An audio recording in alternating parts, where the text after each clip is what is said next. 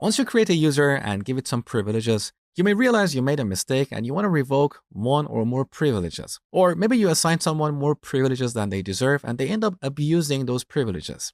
So in this lecture, I'm going to show you how to revoke privileges. It's very easy. It's very similar to granting privileges.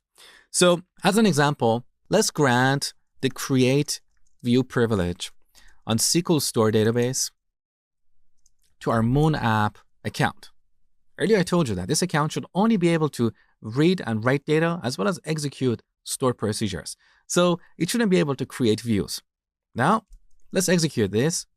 All right, so we made a mistake. Now we want to revoke this privilege. So we simply replace grant with revoke and to with from. So revoke, create view on this database from this user account. As simple as that.